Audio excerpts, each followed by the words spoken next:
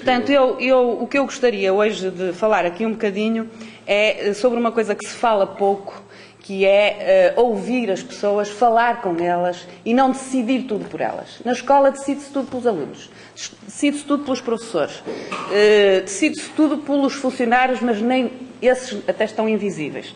E não se fala com as pessoas, não se ouvem as pessoas, mas ouvir não é só ouvir o que as pessoas dizem, pronto, olha, já disseste, agora vai, e tu o que é que tens para dizer? E tu o que é que tens para dizer? Não, ouvir é ouvir com atenção e incorporar no discurso, na atividade política, na atividade educativa, aquilo que as pessoas realmente dizem sobre a sua vida. E isso para mim é uma questão essencial. E devia ser, talvez, na agenda educativa de um partido como o Bloco da esquerda, uma prioridade. Ouvir as pessoas e incorporar nos discursos e nas políticas que defendemos aquilo que as pessoas realmente têm a dizer sobre a sua vida. Porque, apesar de eu achar que nós estamos sempre com pessoas, as pessoas têm formas diferentes de encarar as coisas, têm sentimentos diferentes em relação às coisas, têm motivações diferentes, vivências diferentes, e isto é importante que se perceba, do meu ponto de vista. E, portanto, eu queria enfatizar esta questão da participação das pessoas naquilo que é, ou da voz das pessoas naquilo que são as políticas para elas, para as crianças, para os jovens, para os alunos, mas também para os professores. Eu tenho trabalhado muito no Porto, sobretudo em alguns bairros sociais e sobretudo com o primeiro ciclo.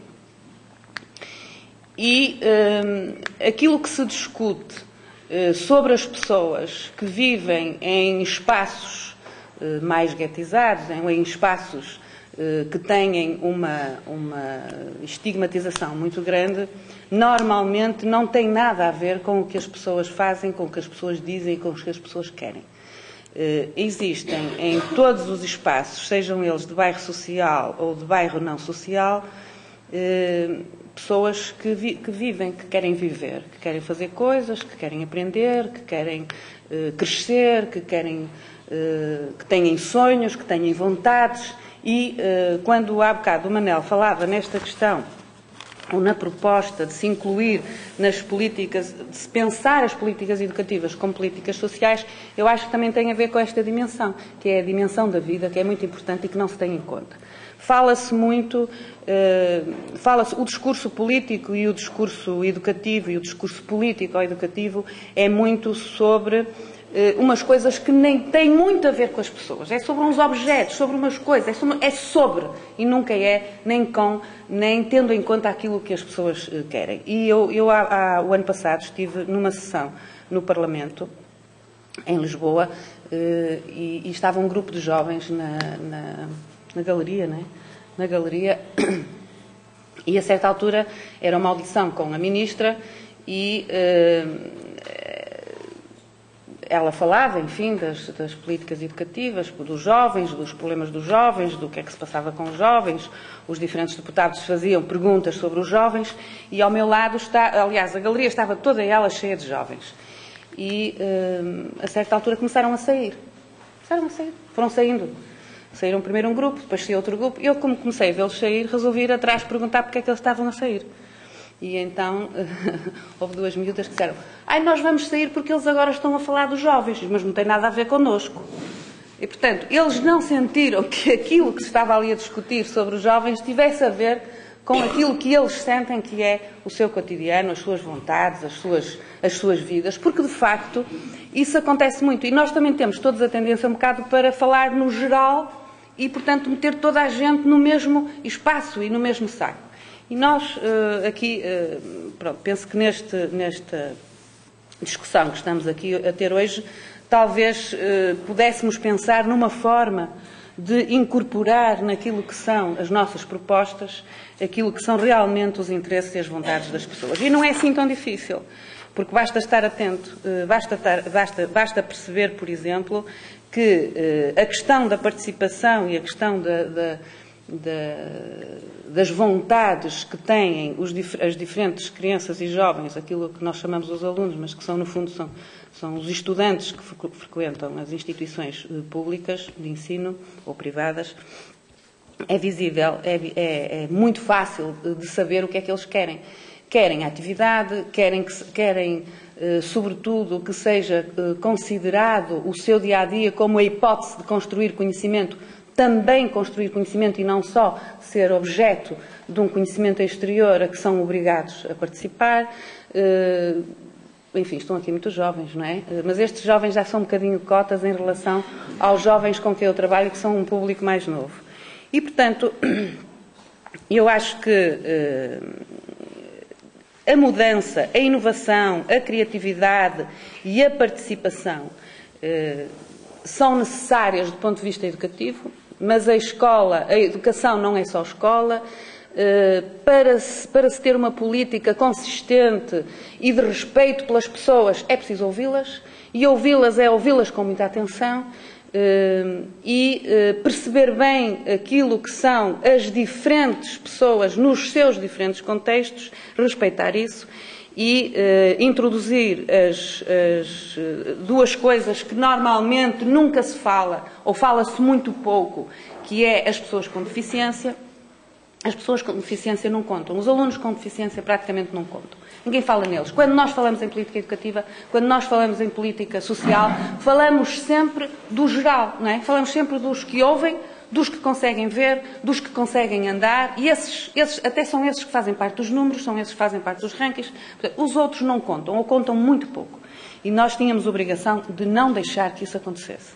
É a nossa obrigação. Uma escola com escadas, ou uma escola com vários andares que não tem elevador, devia ser proibido.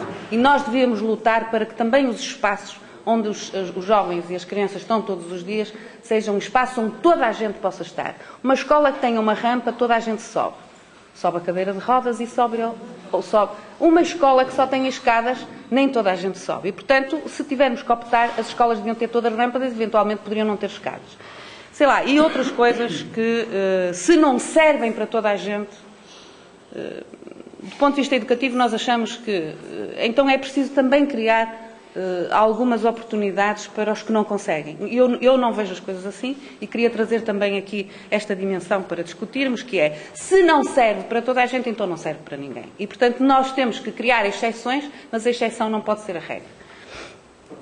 Se as crianças não conseguem subir à biblioteca porque não há elevador para elas irem livremente, autonomamente e responsavelmente à biblioteca, então a biblioteca não é uma questão de passar para o andar de baixo, não é só passar a biblioteca para o andar de baixo, é criar uma em baixo e outra em cima e criar elevador para que possa haver o em cima e em baixo e, portanto, a questão do espaço, a questão do acesso, a questão da acessibilidade, a questão do respeito, nós devíamos lutar por ela de uma forma mais evidente, mais consistente e com mais criatividade. A mudança também não é fazer qualquer coisa que não se tenha feito. Há mudanças que nós podemos propor, que a esquerda pode propor em termos de políticas educativas e de políticas, incluindo as políticas sociais na política educativa. Há mudanças que é retomar coisas que foram bem feitas. Nós estamos sempre a começar do zero. E isso, do meu ponto de vista, é alguma coisa que a esquerda também não tem conseguido fazer e que nós não temos conseguido fazer e que é ver o que é que já foi bem feito e retomar o que foi bem feito e fazer com que aquilo que é o discurso sobre a mudança não seja uma mudança sempre na mesma direção. E que a mudança não seja, ou que a inovação não seja alguma coisa que nunca ninguém viu. Não, há muitas coisas que nós já vimos que funcionam e que nós devíamos retomar e aproveitar e, enfim, e abraçar de alguma maneira. Se nós conseguíssemos ter uma agenda própria, que é uma coisa que não temos, não é? O Manel fez algumas propostas, eu concordo com todas, devo dizer, mas se nós tivéssemos uma agenda, e eu ia acabar agora estas minhas provocações aqui com esta questão da agenda, que é, de uma maneira geral, a esquerda repete-se no que os outros dizem e faz diariamente uma crítica ao que acontece. Aos rankings, nós comentamos os rankings. Depois, a seguir, é a violência, e nós comentamos a violência. E depois a esquerda policia a violência em vez de perceber a violência. E nós vamos comentar a violência. E depois vêm os comentadores, que normalmente são pessoas que já não veem nem a escola, nem as crianças, nem os jovens há muitos anos, comentar coisas que não sabem. E, portanto, nós precisávamos de, não deixando de comentar tudo aquilo que é a agenda cotidiana ou aquilo que são as preocupações do dia-a-dia na educação e que são as agendas dos outros, nós precisávamos de ter uma agenda própria. E, mesmo comentando, devíamos dar sempre mais atenção àquilo que é a nossa agenda. E é essa que nós temos que defender. Porque o que eu sinto é que nós andamos a defender uma agenda que não é nossa. E a tentar melhorar uma agenda para a educação que não é nossa. Andamos a dizer que eles deviam fazer de outra maneira. Não, eles pensaram bem, querem fazer assim. Querem mesmo discriminar, querem pôr toda a gente igual, só querem que alguns subam, só querem que alguns vão para o ensino superior, só querem qualidade para alguns. E nós andamos sempre a dizer o que é que eles deviam fazer. E o que eu proponho aqui hoje que nós discutamos é o que é que nós queremos fazer. E o que é que nós vamos fazer. O que eles fazem, são eles que fazem, e nós tínhamos que fazer esse corte, que é, a direita faz assim. Nós não fazemos assim. Nem queremos fazer assim. Nem vamos comentar. Nós queremos assado. Portanto, esta é a provocação que eu trago aqui hoje. Ouvir as crianças, ouvir os jovens, perceber uma coisa importante do meu ponto de vista, que é as crianças e os jovens não vivem à parte das tensões sociais. É uma visão completamente etnocêntrica, achar que somos nós que temos que dizer o que é que eles têm que fazer e somos nós que vivemos as tensões sociais, nós os adultos, que as crianças não as vivem, sabem muito bem o que é que se passa com elas e sabem tão bem que já nem se dão quer dizer, já nem perdem tempo em explicar porque sabem que não são ouvidas e que ninguém as quer ouvir. Não vale a pena eu dizer porque a minha mãe não me ouve.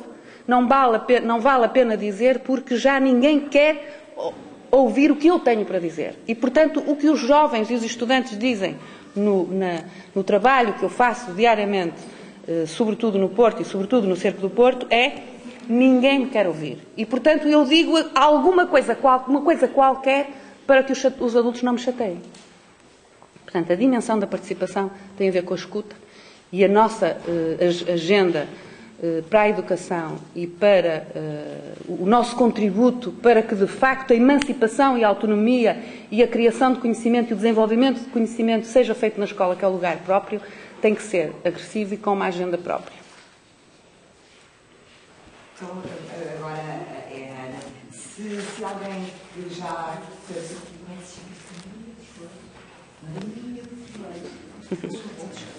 Se quiserem ir se inscrevendo, eu vou já apontando, faço um sinal e eu vou apontando. Agora começa a Ana.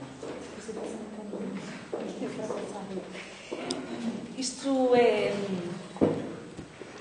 é difícil pegar nas vossas intervenções e pensar um bocadinho por onde caminhar, porque fazem aqui mapas muito grandes que pelo caminho vão levantando várias questões que se calhar mereciam quase ser discutidas, cada uma em seu painel.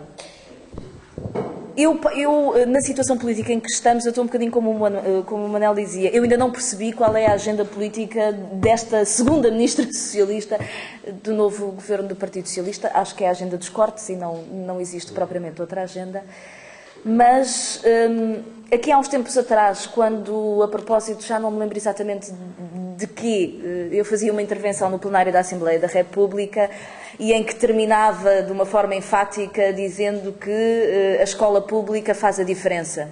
E, curiosamente, levanta-se uma deputada do Partido Socialista dizendo, a senhora deputada do Bloco de Esquerda acaba de reconhecer aquilo que foi a política educativa levada a cabo pelo primeiro governo de José Sócrates, porque Maria de Lourdes Rodrigues acaba de publicar um livro cujo título é exatamente esse: A Escola Pública Pode Fazer a Diferença. E, portanto, há um momento em que há ali um sobressalto. Será que eu me enganei na forma como eu expressei esta ideia? E eu acho que isso nos leva a pensar um bocadinho o que foram estes últimos 5 anos de política educativa do Governo do Partido Socialista e de Maria de Lourdes Rodrigues, porque eu não acho que tenha uma leitura absolutamente imediata. Ou seja, Maria de Lourdes Rodrigues, de facto, não é aquela que leva avante uma política neoliberal em matéria educativa. Não, há ali contradições, aspectos com os quais, às vezes, nós, esta esquerda, tem dificuldade em lidar e, portanto, isto não é tudo a preto e branco.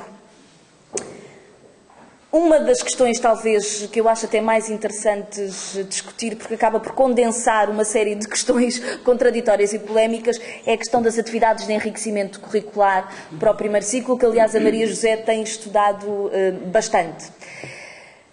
Um dos aspectos que eram, há pouco nós falávamos do afastamento das classes médias do Serviço Nacional de Saúde, um dos problemas do afastamento das classes médias urbanas da escola pública e, em particular, da escola pública do primeiro ciclo, tinha a ver com os horários.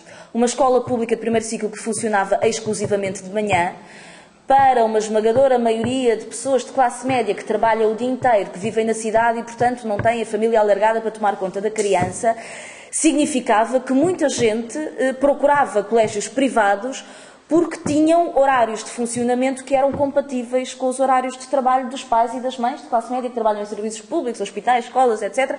E que, portanto, não podiam ter uma criança que, aos 6, 7 anos, a partir da 1, 2 da tarde, não tinha sítio para onde ir. E era difícil, na cidade, andar a colocá-la nas atividades aqui, a piscina ou um ATL. E, portanto, a ideia da escola a tempo inteiro é uma ideia de esquerda. É uma ideia de esquerda porquê? Porque permite aos trabalhadores ter os seus filhos num local seguro e, portanto, compatibilizar a presença na escola pública com aquilo que são os horários de trabalho normais das pessoas. Acontece que as atividades de enriquecimento curricular, ao mesmo tempo que trouxeram essa bandeira da escola a tempo inteiro, significaram um acréscimo muitíssimo elevado daquilo que são as cargas horárias de crianças que são muito pequenas e, portanto, nós hoje temos crianças de 6, 7 anos, 8 anos de idade que, com a Maria José, eu uso sempre esta frase, que eu acho que é uma frase que a Maria José apanhou muito bem, quando ela diz que os adultos trabalham quase tanto como as crianças, porque as crianças, hoje em dia, têm as 5 horas de currículo normal, mais as atividades de enriquecimento curricular, ainda há um pai que se esforça para que a criança ainda faça balé, ainda há trabalhos de casa e, portanto, hoje, miúdos de 6, 7, 8 anos de idade têm jornadas de trabalho como se fossem adultos. E isto é difícil à esquerda discutir, que é como é que nós apoiamos uma medida de escola a tempo inteiro, mas ao mesmo tempo somos contra esta extensão imensa dos currículos. E como é que nós... E isto não se consegue dizer em 2 frases, que em geral aparecem nos 30 segundos da televisão. É preciso discutir isto com tempo. Aliás, a Maria Lourdes Rodrigues fez muito este discurso, que era difícil de desconstruir, que era a ideia de que mais escola é mais democracia. Muito se fala nos debates sobre educação sobre o excesso de missões que é confinada à escola. A missão da igualdade e, portanto, de responder a todas as desigualdades que vêm de fora, desarticular a violência que vem de fora, ensinar as matérias curriculares tradicionais, mas ainda responder aos novos desafios, às novas formas de comunicação, à globalização, tecnologias de informação, educação ambiental, educação sexual, educação rodoviária, educação para o consumo. E, portanto, a escola foi juntando isto tudo naquilo que é hoje uma máquina absolutamente infernal para a maior parte dos jovens, que são as enormes cargas horárias. Mas nós, à esquerda, temos dificuldade em dizer, e agora cortamos aonde? Em todas estas missões que foram atribuídas à escola, como é que nós reorganizamos isto? Isso é difícil discutir, ou seja, à medida que foram metidas novas coisas na escola, é difícil recusar à escola também esse papel de criar conhecimentos, criar atenções, criar disponibilidade para uma série de solicitações e nós tivemos dificuldade em responder a isso. Mas, em resposta à necessidade das comunidades participarem na gestão dos serviços públicos, o modelo de gestão extremamente hierarquizado foi apresentado como a possibilidade da participação da sociedade civil na gestão direta da escola. E foi assim que foi apresentado. É necessário que as forças locais vivas, em geral as empresas locais, estejam presentes diretamente na gestão das escolas. Claro que depois elas fazem parte de um Conselho Geral que também não tem grandes poderes e verdadeiramente há ali assim um modelo hierarquizado com o diretor que nomeia os coordenadores que vão nomear todos os outros e, portanto, aquilo é um modelo mais ou menos militarizado para ter resultados, não é? Como é que a esquerda responde quando o PS diz nós queremos que o desempenho das escolas portuguesas se aproxime daquilo que são os referenciais europeus, dos textos da OCDE? Como é que nós dizemos? Os senhores estão a fabricar um modelo de controlo das escolas que cria resultados que são, em parte, artificiais? Isso é entrar no discurso do facilitismo que é feito pela direita. Como é que nós respondemos? Maria de Lourdes queria uma expansão enorme da oferta profissionalizante na escola pública. Curiosamente, utilizam uma ideia que eu acho que era muito utilizada no 25 de Abril, que é a ideia da escola integrada, ou seja, não existe uma escola profissional para onde vão os filhos dos operários e uma via liceal para ter acesso à formação superior. Ela junta o mesmo no mesmo espaço. E essa era uma reivindicação da esquerda. Mas depois, quando nós vamos ver os cursos profissionais, vemos que os meninos que tiveram dificuldades de aprendizagem e de percurso e que isso está marcado por origens sociais, foram encaminhados para os cursos profissionais. Aquilo estanca, em parte, abandono escolar e isso é bom, mas transforma-se num gueto. Quer dizer, todas estas políticas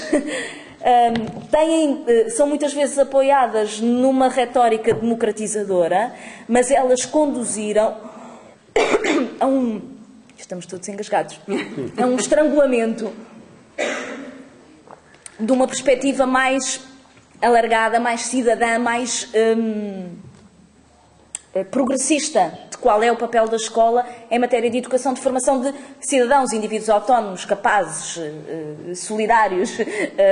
E essa é um aspecto que nós temos que discutir. Eu não me vou alargar muito mais sobre isto, queria só dar-vos conta do ponto de impasse em que, pessoalmente, de uma forma quase pessoal, eu me encontro sobre que caminhos seguir à esquerda sobre formar uma agenda de política educativa. Eu sinto-me num campo absolutamente sitiado, ou seja, tenho a sensação de que a maior parte dos debates que nós queremos ter sobre como se constrói a gestão democrática da escola pública com a autonomia dos seus profissionais, com a participação dos cidadãos, essa agenda está bloqueada. Como é que se constrói transmissão de saberes? Como é que se define a escola pública? Responde a quem e para quê? Todos esses debates estão... a sensação que eu tenho é que estão bloqueados na situação política atual. Ou seja, na prática, nós temos hoje uma situação de resistência e de reação. Nós estamos constantemente a discutir cortes e onde é que se vai cortar e quem é que vai pagar esses cortes, quem é que vai ser a vítima imediata desses cortes. Não há outro debate neste momento senão esse, e eu tenho a sensação de que ele não é o do ano 2011. É que a lógica das políticas e do discurso da autoridade estabelece esse debate para os próximos 4 ou 5 anos. E é difícil subvertê-lo. Mas os debates que surgem e que são impostos para além disso, são impostos pelo lado da direita.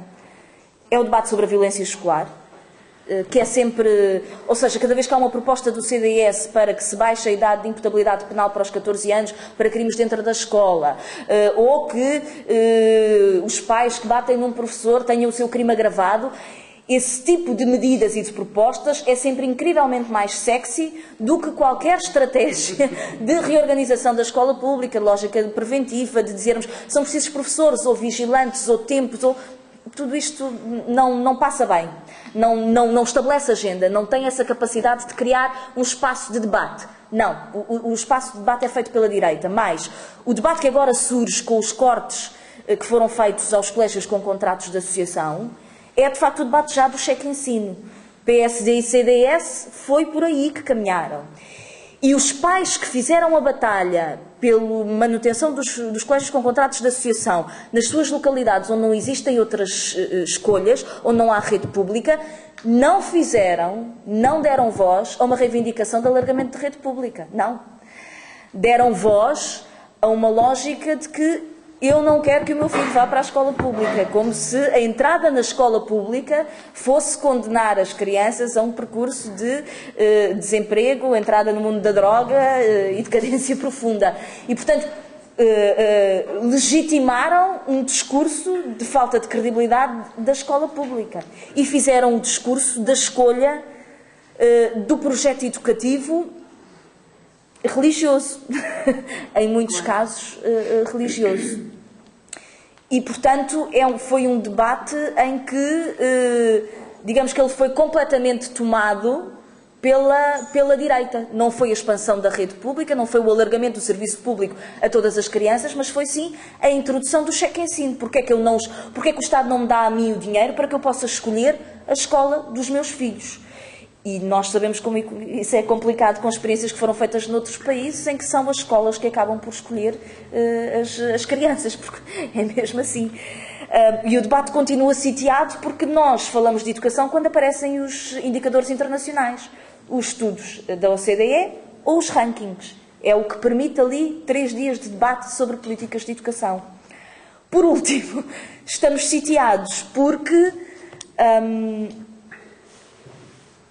há uma ausência de protagonistas com uma outra lógica de estabelecimento de agenda.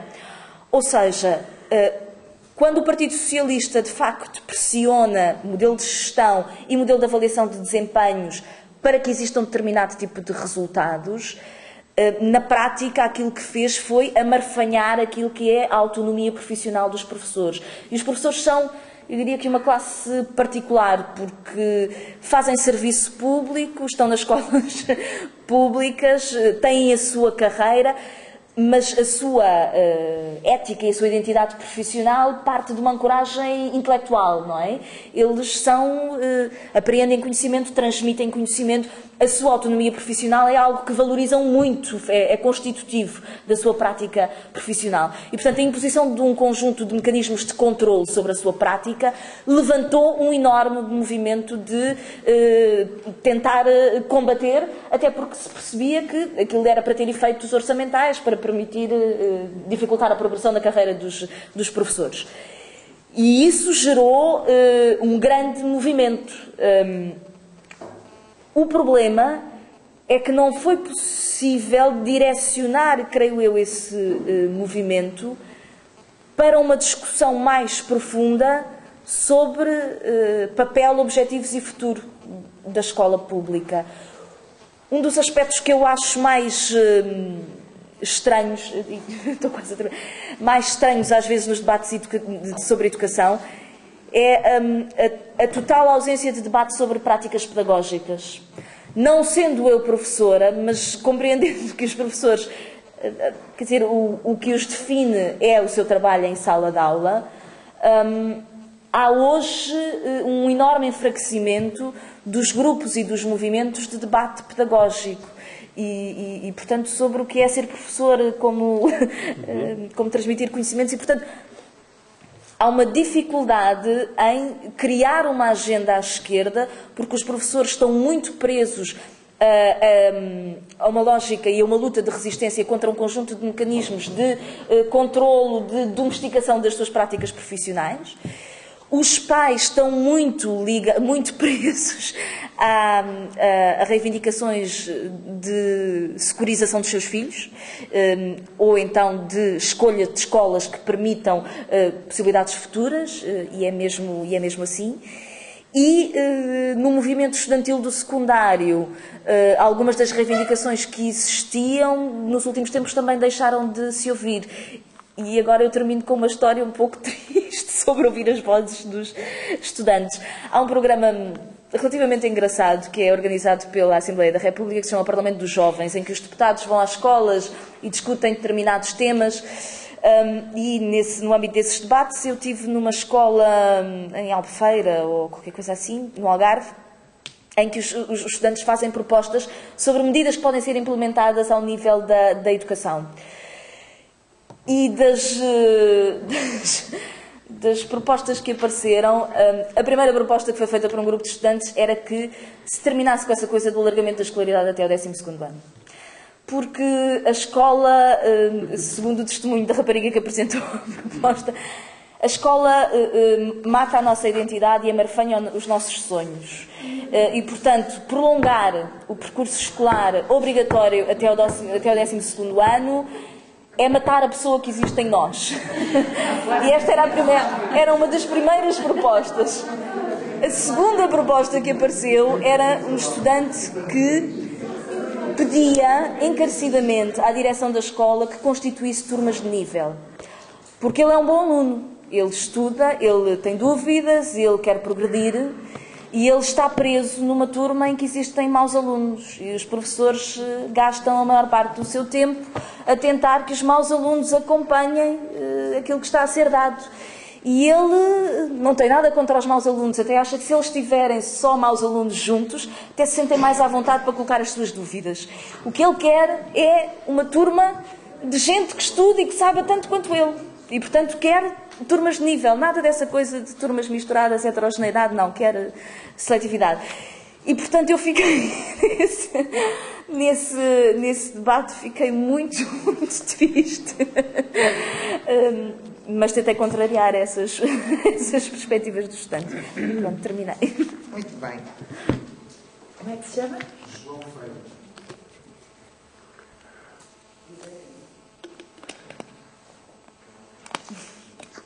Mais inscrições?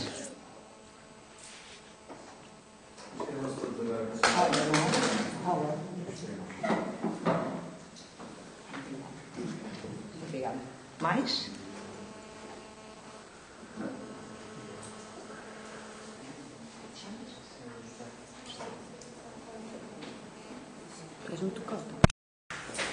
Tenho aqui 7 inscrições. Mais alguém se quer inscrever?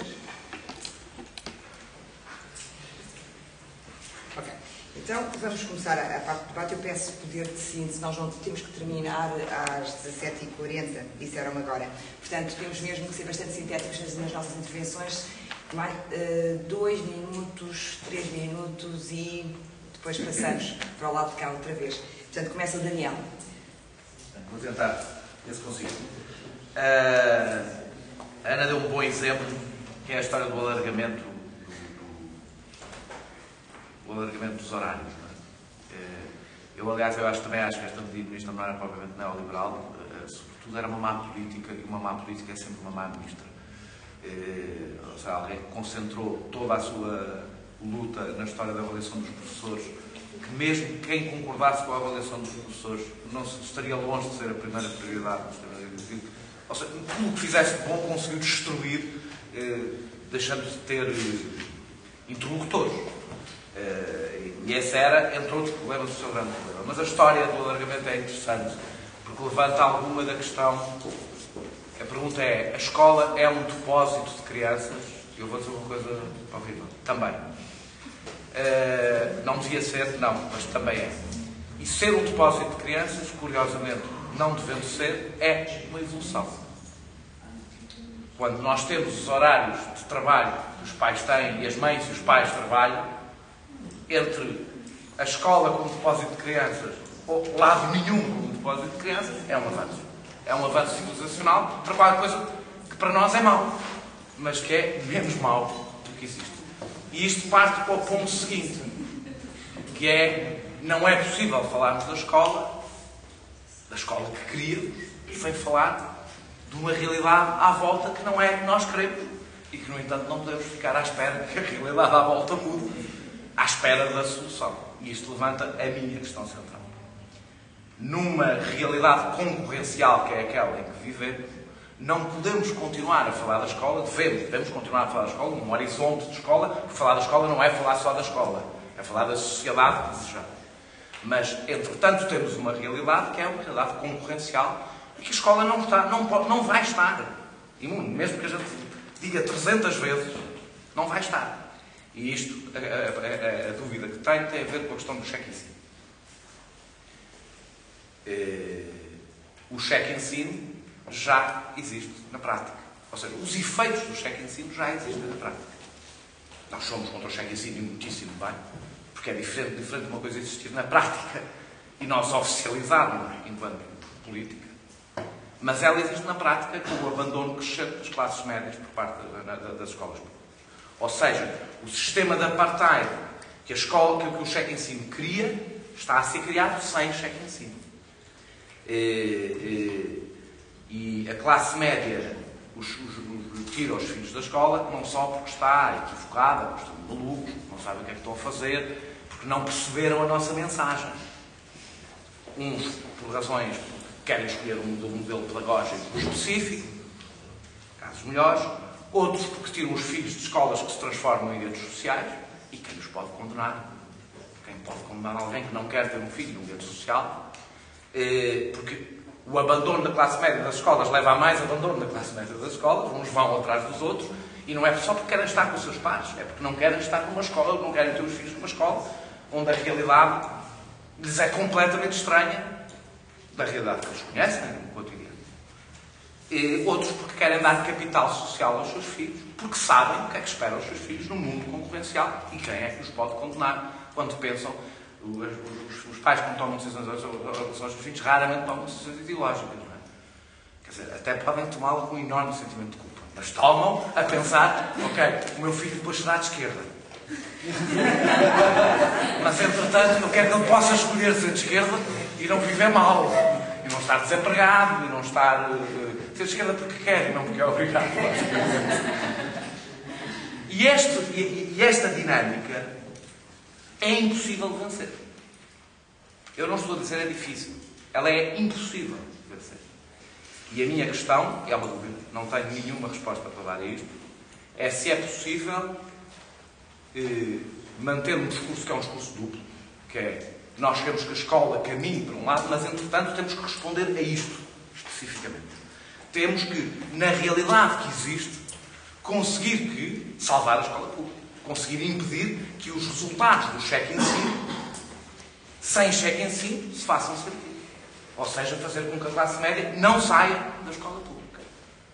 Eu, a única, e não acho que isto resolve, mas é a única coisa que me ocorre, geralmente, é um bocadinho quando nós falamos das questões de finanças públicas e lembramos sempre da banca.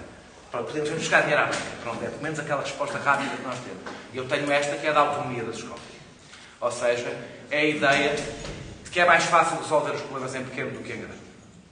Ou seja, com muito maior autonomia curricular e restante autonomia, porque não há autonomia curricular sem o resto da autonomia. Há autonomia pedagógica, curricular, de gestão e, arrisco-me a dizer, espero que não me batam, de contratação, como existe nos hospitais, basicamente, existe no sistema de saúde, nos hospitais públicos.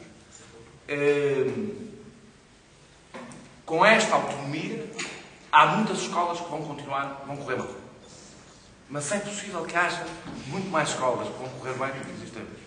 Ou seja, é possível que a nível local seja mais fácil encontrarmos saídas e soluções alternativas à solução que temos do que uma versão centralizada, para mim, não tem qualquer futuro. Ou seja, não há solução possível centralizada, pensada para escolas com realidades completamente diferentes. Eu não queria que se concentrasse na questão da autonomia contratual, porque acho que é outro debate, não é o debate sobre o ensino, sobre a escola, e teria que argumentar muito um assunto que não é um assunto educativo. E, por fim, termino com duas pequenas notas, mostrando que eu acho que o nosso discurso é um discurso derrotado. E tenho dois exemplos. Um, a Ana vai me perdoar, é a história da reação do Bloco aos contratos de associação. Mostrando que, perante uma contestação ao nosso discurso em defesa da escola pública, o discurso da pequena causa venceu. Venceu. Pode ter vencido ali um bocadinho só, mas venceu. Segundo, é como rapidamente a esquerda praticamente abandonou no seu discurso político as questões pedagógicas e as questões do que é que espera da escola, substituindo pelo discurso sindical. Eu não tenho nada contra o discurso sindical, mas o discurso sindical é o discurso sindical, não é o discurso sobre a escola pública. Não é o discurso sobre a principal função da escola pública, que é a comunidade. é um discurso dirigido aos professores, deve haver um discurso dirigido aos professores. Para mim, um discurso sobre os professores, para simplificar, no Parlamento deveria ser feito sobre os deputados que tratam das áreas laborais. Porque a discussão sobre a escola pública é outra discussão, que envolve, com certeza, as condições dos professores, mas é outra discussão. E o facto de, muitas vezes, a esquerda substituir o discurso sobre a escola pelo discurso sindical sobre os professores é a assunção de uma derrota. É a forma, é o expediente que se encontra para ter um discurso sobre a escola que seja um discurso compreensível por parte da direita. Maria dos Reis. Pois, realmente eu quero pegar ali umas palavras que disse a Maria José, que essencialmente disse: não temos que sistematicamente estar a contrariar coisas feitas e que efetivamente, pelo menos em termos de legislação, foram bem legisladas. Eu acho que em termos de legislação nós podíamos aproveitá-la muito bem. Lembro, por exemplo, a Lei de Base do Sistema Educativo, que foi um documento aprovado em 86 e, de facto, foi aprovado por todos os partidos com assento na Assembleia da República. Evidentemente, já lá vai muito tempo, mas penso que algumas das medidas que estão a ser tomadas são muito baseadas na Lei de Bases. Por outro lado, há um documento também, e eu recorro sempre à legislação, quando a legislação, de facto, me é favorável àquilo que eu quero. Consigo subvertê-la também, porque, vamos lá, relativamente à autonomia, há o artigo, o Decreto-Lei 75 de 2008, que aparentemente até legisla muito bem. E aí já estou de acordo realmente quando diz: há subversão depois na execução digamos, das associações que a escola cria relativamente, por exemplo, à manutenção das AECs. Quando me fala realmente nas atividades extracurriculares, curiosamente eu fiquei estupefacta, porque dizia assim: se nós durante tanto tempo dissemos que a extensão educativa e a escola a tempo inteiro era só para os meninos ricos, meninos de colégios, quando ela realmente é legislada para a escola pública, dá este sururu que deu e estas manifestações. Portanto, provavelmente esse aproveitamento está a ser mal feito, porque a escola a tempo inteiro e está subvertida na medida em que, por exemplo, ainda há escolas a funcionar das 8 da manhã à 1 da tarde e depois da 1 às 6h30, escolas públicas. É impensável que uma criança esteja no seu horário letivo das 8 até à 1, depois da 1h30 às 6h30. Evidentemente que essas crianças estão na escola da parte da manhã, mesmo que haja oferta de atividades extracurriculares da parte da tarde, elas não estão lá, são 5 ou 6 crianças que estão, e também acontece que nem sempre as pessoas contratadas para essas atividades letivas extracurriculares são aquelas que estão preparadas à partida para o fazer. Portanto, eu acho que o discurso, se tem que ser também do Bloco, não pode ser, e muito aqui na linha do que disse o Daniel, eleitoralista, nem sempre, não pode, e também um discurso sindicalista. Eu também não concordo, porque realmente há muitas coisas que os professores reivindicam, e isso é da competência de um departamento. A competência pedagógica é uma coisa diferente, e essa tem que ser discutida, porque efetivamente nós estamos numa fase da escola que é a escola da qualidade que temos de discutir, porque a escola de massas já é, não pode ser uma escola massificada. Tem que ser, de facto, pensada como uma escola de qualidade. E para ser pensada como uma escola de qualidade, não temos de ter um discurso sempre daquele que é suposto que queiram ouvir. Às vezes temos que sair da nossa zona de conforto e incomodar algumas pessoas. Eu aposto realmente nisso.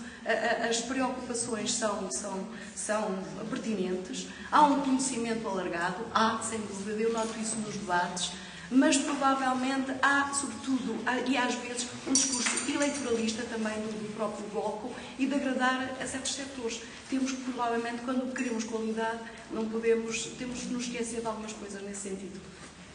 É só. João Antunes. Eu gostaria de sublinhar um ponto que o professor Manuel Sarmento destacou e que me parece que é bastante importante, que é quando mostrou, de uma forma muito precisa, a relação entre alguns princípios fundamentais que estruturam o discurso neoliberal sobre a educação e as transformações institucionais que dele decorrem. E a forma como esses princípios fundamentais colonizaram, inclusive, tradições políticas supostamente antagónicas, porque a hegemonia é mesmo isso, a capacidade de fazer com que o adversário incorpore parte da nossa discussão. E a questão central, o princípio fundamental, é realmente a questão da teoria do capital humano, que mostra o neoliberalismo como sistema de transformação da própria motivação do indivíduo, o indivíduo empresarial, que depois liga e faz o sistema de uma forma muito elegante, nos próprios autores originais, com a ideia da escola empresarial e com a ideia de cheque ensino. Não é por acaso, aliás, quem faz a proposta da teoria do capital humano são os mesmos, exatamente, o Schultz, o Friedman, o Becker, que fazem a proposta do cheque ensino. E este exemplo mostra não só o neoliberalismo como sistema, mas a necessidade que a esquerda tem de opor um discurso que é sistémico, um discurso que também tem de ser sistémico. Ou seja, que tem de articular uma teoria muito mais enriquecida do indivíduo, porque obviamente o neoliberalismo o que faz, e o que torna também eficaz, em parte, é que ele estreita a base informacional da avaliação de tudo. Não só dos indivíduos e das suas capacidades, mas também das escolas. Isso num tempo mediático é ótimo, porque o que define os indivíduos? É o seu investimento em capital humano. O que é que define as escolas? É a sua performance num resultado muito particular. O discurso da esquerda é um discurso mais difícil de fazer, mas ele será tanto mais fácil quanto melhor se perceber no discurso da esquerda, por exemplo, a relação entre uma teoria rica do indivíduo e das suas capacidades, como bem Foucault, e a relação entre isso, quando se percebe a relação entre isso e o modelo de escola e de gestão democrática que nós propomos. Ou seja, quando e a relação também entre isso e o resto do sistema económico. Porque aí há aqui uma questão, e essa leva-me à questão. Porque eu acho que a esquerda, o discurso educativo da esquerda é tanto mais frágil quanto mais divorciar a escola e o discurso social-democrático, por uma série de razões, como perdeu nas outras esferas do emprego, da empresa, concentrou-se na escola como um reduto do ativismo nas políticas públicas. E em Portugal, então, isso é claro, com toda a ideia da economia do conhecimento e da política de oferta na educação. A esquerda o que perdeu foi a relação entre a escola e o campo mais vasto das desigualdades e das fraturas socioeconómicas. E, portanto, na realidade, o que nós precisamos é de voltar a ter uma narrativa de espectro muito mais largo. Isso pressupõe, e nesse aspecto, voltarmos às questões até de economia política, ou seja, esta relação entre o indivíduo e instituições. Uma última observação, que é uma curiosidade. Quer dizer, em todos os campos do debate político, do debate público, aliás, e mesmo do debate na imprensa, que eu valorizo muito, porque é aí que também se constrói senso comum. A mim espanta-me muito que haja um divórcio tão grande entre uma produção intelectual rica, e queria saber qual é a explicação que encontro para isso. Para além da incapacidade, para além do condicionamento do debate, não há a saber, mas é tudo muito difícil, mas quer dizer, o divórcio entre uma produção intelectual tão rica nas ciências da educação e uma incapacidade de popularizar, de responder num plano que é um plano onde onde o conhecimento e a produção científica têm a obrigação, que é quando se transforma em discurso público. Essa incapacidade de responder ao democrata. Não é de responder ao democrata. Eu sei que há resposta para o democrata e que o democrata no campo científico, os seus argumentos não sobrevivem a um escrutínio detalhado. Eu sei isso. A questão é que o pensamento do democrata se tornou hegemónico e o outro pensamento nem sequer... É a sensação que eu tenho, quem olha de fora, posso estar enganado, mas que ainda não tenho a mesma capacidade, até porque parece que eu vou ser um certo encerramento das ciências da educação na academia e uma certa desistência também da participação ativa e deliberada e organizada. O que é brilhante nisto é que isto é tudo muito bem organizado. O Eucrate é exemplar, ele não só está... Quer dizer, nos vários jornais, não só publica. Ele está ligado à fundação agora do Jerónimo Martins, quer dizer, ele circula por uma série de espaços de produção de conhecimento e de divulgação de conhecimento que a esquerda, aos vários níveis, tem de saber recriar. Não tem conseguido e tem falhado aí, fracassado aí. João Freixo. Eu aquilo que quero dizer é mais em jeito de reflexão do que propriamente questões a colocar. Eu penso que nós temos que ter consciência de onde estamos e como é que estamos. Nós estamos em plena sociedade capitalista, fortemente colonizada por uma financiarização imensa e por ideias securitárias imensas. E qual é que deve ser aqui o papel da esquerda? Eu sou socialista, perante uma sociedade capitalista não tenho outro caminho que não seja continuar a lutar pelo socialismo. Eu não posso, enquanto socialista, adotar sistematicamente o discurso sindical perante todos os setores. E eu quero dizer com isto o quê? Quero dizer com isto que estamos carregados à esquerda de um conjunto de categorias, de palavrões, de sinónimos, que se olharmos para um lado e para o outro são também debitados pela direita. Quando nós falamos em escola pública, quando nós falamos em setor público, quando nós falamos inclusivamente em Estado Social, da direita à esquerda, todos falam nisto. E nós, a certa altura, nós à esquerda, ficamos como que prisioneiros de um discurso que usamos e que não é um discurso de facto objetivo. Eu enquanto socialista, não quero remendar o capitalismo. Eu, enquanto socialista, não quero fazer desta escola pública a escola pública que eu imagino enquanto socialista. Porque, meus caros amigos e camaradas, a escola que nós temos, que funciona desde manhã até à noite, com todos os esquemas de maniatação ideológica que tem, é para os estudantes uma prisão. Eu sou pai, a minha filha mais velha tem 21 anos e a outra tem 19 anos, portanto já há um percurso escolar que me permite dizer algumas coisas. E eu lembro também que quando estava na Faculdade de Economia do Porto, nos anos 80, quando nós encetávamos lutas contra a enorme percentagem de chumbos que havia, a música que vinha era a música dos Pink Floyd, We Don't Need No Education.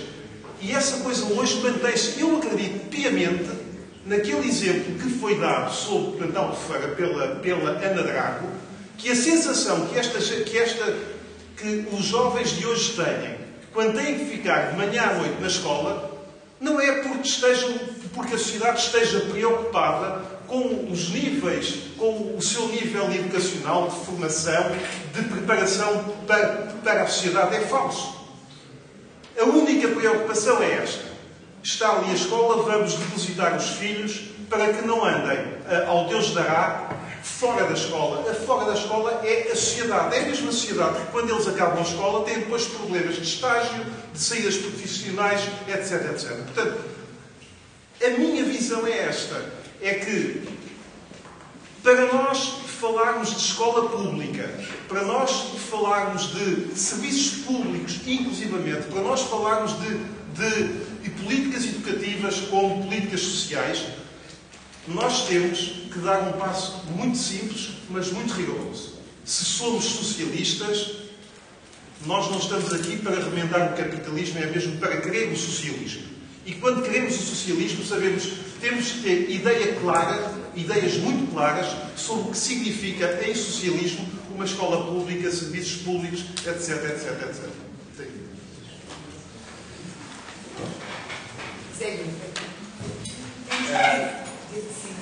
Eu acho que a história da dualização é um dos instrumentos fundamentais para corroer o papel igualizador da escola pública. E ela hoje existe das formas mais variadas. Existe entre o público e o privado, existe entre todas as escolas através dos mecanismos dos rankings, e existe através da escolha de aluno. É por isso que eu sou, regra geral, bastante menos autonomista do que o Daniel, embora eu não saiba qual é que é a posição dele a este respeito. Eu acho que a dimensão da autonomia da escola deve ser discutida precisamente nas suas várias dimensões, na contratual e por aí afora. Por exemplo, acho que as escolas não devem ter autonomia para escolher alunos. Pronto, ótimo. Também acho que não. E há outro problema. Uma das coisas que eu observava a determinada altura, o Nuno Teles, os roladores de bicicletas, em relação a preços que uma escola de Viseu, é que em muitos meios onde não existe classe média que chegue para começar a abrir escolas privadas, o que acontece é que as escolas públicas são bastante melhores e bastante mais igualitárias. Mas há um problema que se começa a verificar, mesmo em muitas dessas escolas, que é a dualização passar para dentro da escola através das turmas de bons e maus alunos. E, por exemplo, eu estive no âmbito do Parlamento Jovem, esta até vai ser uma nota mais otimista que a da Ana, numa escola em Alpiaça, onde existe uma escola, e portanto vai para lá tudo, graças a Deus, mas tinham acabado de implementar o modelo dos bons e maus alunos, ou seja, mesmo em contextos em que favorecem a mistura social, depois a própria escola arranja maneira de eles poderem fazer um percurso paralelo com o mínimo contacto possível durante o período em que lá estiverem. Agora, é evidente que nestes contextos, mesmo essa instituição, essa cultura, que eu acho que não vai ser uma batalha perdida, tentar fazer a pedagogia, tentar convencer os pais a meterem os seus filhos no público, mesmo que haja melhor no privado, ou até tentar convencer os bons alunos da ideia de que os rankings são uma má ideia, ou que a separação entre turmas de bons alunos e maus alunos. Eu lembro-me no ISEG, quando estava na Associação de Estudantes, e a Associação de Estudantes se pronunciou contra um ranking dos estudantes do ISEG, e isto era uma universidade, portanto, enfim, esperar-se-ia que os estudantes tivessem um pensamento um bocadinho mais sofisticado sobre os problemas da educação. Conseguimos impedir que o ranking tivesse os nomes dos estudantes, e essa foi uma proposta largamente impopular entre aqueles que representávamos. E portanto, mas pronto, estávamos eleitos, felizmente, e a malta gostava de nós, portanto, podemos permitir-nos essa liberdade. Eleitos por pouco tempo.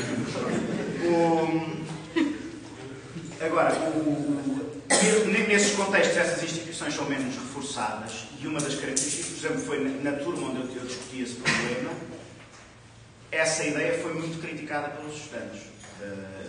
E foi inclusive a liderar a contestação, estava aquele que era conhecido como o melhor aluno da turma, portanto, aliás, com excelentes argumentos, ou seja, percebe-se que eles que tiveram tempo para discutir aquilo, para pensar no assunto, e portanto, os argumentos eram todos aqueles que ouviríamos num bom colóquio sobre a matéria. A segunda questão que eu queria tocar muito rapidamente sobre as soluções securitárias era, eu gostaria de ouvir um pouco os participantes sobre a concepção da escola como um contentor de jovens. Porque um outro tema que foi debatido nessa escola era a questão de se os alunos podiam ou não sair da escola. Já a escola tinha grades a toda a volta. Para sair, saía-se pela porta ou através de outras vias mais arriscadas. E o que diziam os professores é: quem tiver autorização dos pais pode sair. Só que a maior parte dos pais não dá autorização porque lhes agrada a ideia de que por tal ali dentro não lhe acontece nada. Mas essa também é uma coisa que, por exemplo, contribui para que a escola seja vista como um espaço altamente opressivo pelos estudantes todos. Aliás, uma das propostas que era feita, uma das propostas que era feita era a ideia sobre a propósito da violência escolar, era a ideia de videovigilância, um aspecto menos positivo, mas também foi muito criticada, e uma das raparigas o desabafou na altura: isto já é uma prisão, passava a ser uma prisão com videovigilância. E eu acho que esta é uma questão muito pertinente. inquieto, porque se é verdade, por exemplo, o alargamento do horário pode ser uma medida de inclusão, também tem este tipo de problemas. Obrigada. Paula, tem mesmo de reforçar um pedido. Tentar ser telegráfica. A primeira questão é que eu gostava que o Manel clarificasse o que é isso da mediação educativa. Sinceramente, é uma coisa que eu... Da mediação. Mediação educativa. Pronto. A segunda, porque me parece que a questão do alfabetismo, de facto, quando o Manel referiu isso, eu caí na real. E lembro-me, porque acho que, como todos nós aqui, a gente distribui muita papelada, não é? O jornal, na rua, não é? E não sei como é que se passa noutras regiões, mas de facto, por exemplo, no distrito de Braga, é muito constrangedor a gente ver muita gente dos 50, dos 60 anos, pessoas que dizem: oh menina, eu não percebo porque eu não sei ler. E isto é uma coisa realmente impressionante, e eu acho que essa questão, partindo da ideia de que a educação, não é? E que tem que ser enquadrada, não é? Nas questões sociais, acho que isso que é relevante. Depois, gostava que discorressem um bocadinho sobre esta ideia de autonomia versus municipalização da educação. A Ana aflorou a questão, não é, dos conselhos gerais, etc. A verdade é que nós estamos perante uma instrumentalização política e caciqueira da escola a todos os níveis, que vai completamente ao arrepio do que nós pensávamos e era preciso aprofundar isso. Depois, porque eu também tenho a mesma perplexidade do camarada Rodrigues, o teu nome primeiro, João Rodrigues, porque é de facto impressionante. Nós temos, digamos, na orla, nas bordas do bloco, uma quantidade ínfima, precisamente, de malta, não só ligada às ciências de educação, por exemplo, na faculdade da Maria João, de certeza que aquele departamento de educação, não é, capaz de votar, se calhar, metade da Maria João, não sei, mas na minha... Da Maria José, desculpa, uma quantidade imensa. Se a gente for para a Universidade do Minho, é outro, não é? A Ana Draga tem lá fãs da sociologia, da educação e outros lados. E depois, que a gente não percebe, não é? Como é que esta gente é agarrada, por um lado, não é? Como é que nos ajuda a pensar, e por outro lado, como é que esta gente mete a mão na massa? Porque, pronto, um bocado a reboque de outras questões, eu tenho tido um pouco, uma percepção muito pouco apurada, mas foi mesmo, pronto, em pinceladas, por exemplo, do envolvimento social da academia no Brasil. É óbvio que vocês diriam, bom, mas a situação social, etc., do Brasil é tão grande, não é? Que não se consegue, não é? Que não tem paralelo em Portugal. Mas quer dizer, como é que também lá está a esquerda, não é? Ajuda a mobilizar esta gente, não é? Como é que nós, e para que as pessoas façam da sua reflexão intelectual e científica, não é? Um modo de intervenção também.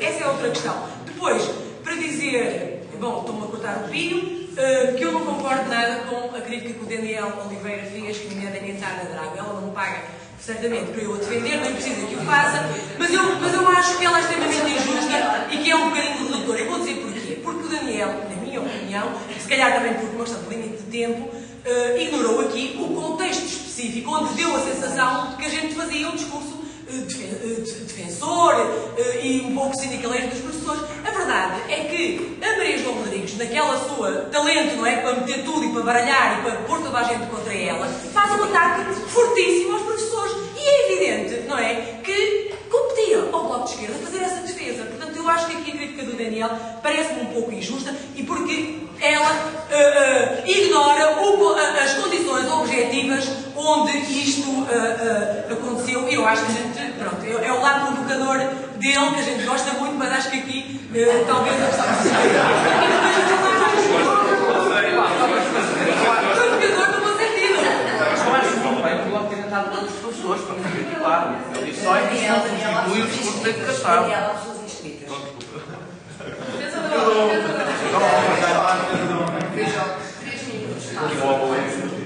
fazer dois comentários primeiro sobre intervenções que foram feitas, só sobre o artigo 75 de 2008, que tinha falado que a questão é que o 75 de 2008 não é legislada à partida como sendo uma coisa boa. O preâmbulo fala da autonomia das escolas e depois, quando a gente entra no 75 de 2008, a autonomia das escolas é de facto a autonomia do diretor.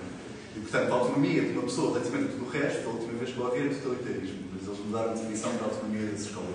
Como subverte. Bem, certo, mas isso é o que a Ana tinha falado, é que todas estas ideias são subvertidas para dar ideias ao discurso. A outra questão que foi aqui muito falada era a questão dos contentores.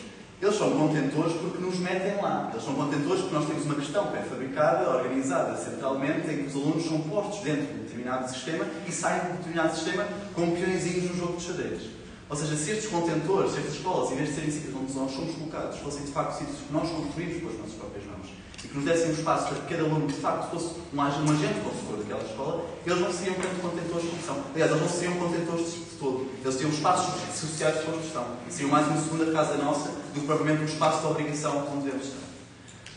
Agora, dois comentários rápidos sobre o que foi dito. Primeiro é que, de facto, nós temos de repensar em termos práticos qual é que é o discurso do partido como o Bloco de Esquerda em termos de debate da educação, porque nós temos de aproveitar os espaços mediáticos que nos são deixados abertos, mas claro que nós também devíamos, neste ponto de situação, ser capazes de dar, às vezes, alguns pontos para a agenda que têm, de facto, de ser discutidos. E a questão pedagógica é fundamental aqui e não tem sido imposta, penso eu, em termos mediáticos, a discussão pedagógica, penso que isso é importantíssimo e que, de novo, temos as questões sindicalistas e também foi importantíssimo que projetaram o movimento dos professores, falar sobre o movimento dos professores, mas continuamos com este vazio que existe na discussão do método pedagógico e que dá aso a que toda a pedagogia do numerato e todo o dogma do numerato seja generalizada em toda a comunidade educativa e não seja sequer posto em causa, mas já pego isso um bocadinho depois. Segundo comentário, a intervenção da Maria José Araújo, relativamente à questão dos espaços nas escolas e aos alunos deficientes, ou seja, uma rampa serve para todos e as escadas não servem para todos.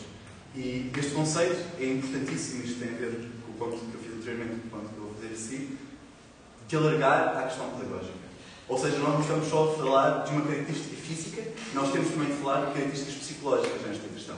Que é, a pergunta que nós temos de fazer é, nós temos pessoas que não se incluem no sistema educativo que nós temos, ou nós temos sistemas educativos que excluem as pessoas que não estão pré-definidas e não têm determinadas características.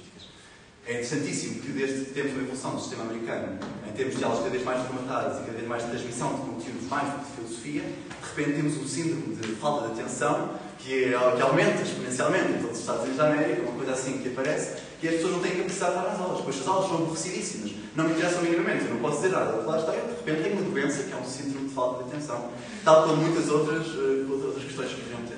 E este é o ponto essencial que nós precisamos de falar, porque é o terceiro ponto, é o último, que eu queria aproveitar o exemplo da Ana Drago, o exemplo pessimista, que é um ponto essencial que nós temos de pensar. Eu dentro do bloco não consegui ainda perceber qual é que é a ideia geral, mas, desculpe, mas na esquerda internacional eu tenho visto muito isso. Que é a ideia de que uma escola de esquerda é uma escola que tem exatamente o mesmo formato que uma escola de direita, mas com um conteúdo diferente. Isto é um ponto importantíssimo que a gente tem de limpar já da mesa. Não é? Eu lembro-me de ver, por exemplo, o filme do Zeitgeist, daquela coisa toda política, e eles falavam, e como é que seria a escola do Zeitgeist, da sociedade Zeitgeist? Era uma escola em que, em vez de falarmos de competição na biologia, falamos de simbiose. Vamos dizer, a questão da educação não é muito a gente mudar o conteúdo, é a gente mudar o formato.